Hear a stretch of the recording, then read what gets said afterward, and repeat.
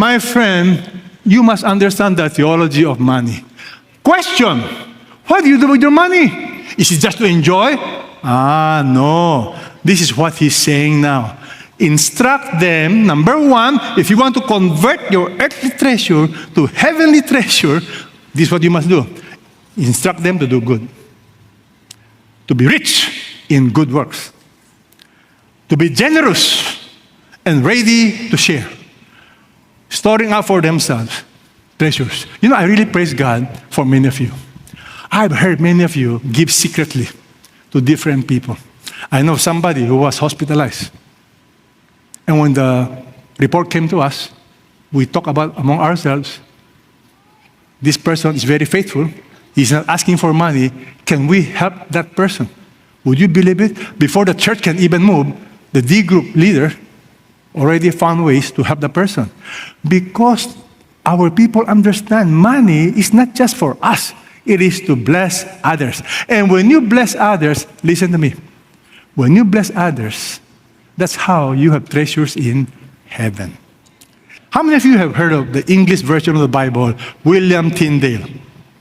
Tyndale was a man of God who was so touched by the Lord to translate the Bible from Latin, the English language, in the early 16th century.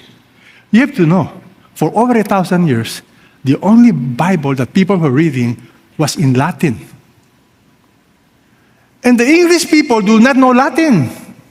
But this guy says, how can we disciple people? How can people grow spiritually if they don't have a Bible they can understand? However, it was against the law. The Pope has issued a decree. You cannot translate the Bible in the common day language. You cannot allow people to read the Bible. It was a crime. But because Tyndale loved the Lord, he understood the importance of the Bible. He risked his life to translate the Bible directly from Greek to the English language and from Hebrew to the English language. But because of that, eventually he was captured and he was martyred. You know why? Because it was a crime. It's heresy to translate the Bible to the English language. Before he died, he shouted a prayer.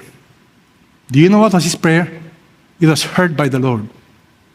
And he said, Lord, open the eyes of the King of England. He prayed, open the eyes of the King of England. Do you know 2 years after his death? Because he was hanged and they burned his body. 2 years later, the King of England issued a decree that every English church must have an English Bible. Praise God! 2 years later, and 70 years later, there was a king by the name of James. King James authorized the improvement of the English Bible, which is now called the King James Bible, which is the most popular English translation for around 450 years. You know why? There was a man called Tyndale. But you see, most of you know this story, but you do not know how did Tyndale do it. He needed financial support. He needed a place to stay.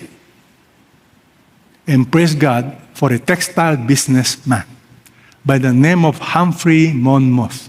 Humphrey Monmouth was the financier, the backer of Tyndale. Without Humphrey Monmouth, the Bible will not be translated today. But today people have not heard of Humphrey Monmouth. But can I tell you, Humphrey Monmouth is certainly remembered by God. Someday, when Humphrey Monmouth will enter heaven, he will be shocked at his investment in money. And he risked his own life. Do you know that he was also martyred 1 year later? Because they discovered he was financing the translation. He was transporting the Bible all over England, all over, through his business, through his ship. But you know what? I guarantee you, when Humphrey Monmouth will enter heaven, You know who will stand up? I'm sure the angels. And even Jesus will give him a standing ovation. Jesus will say, well done, good and faithful servant. You see, that's how you convert your earthly possessions to heaven.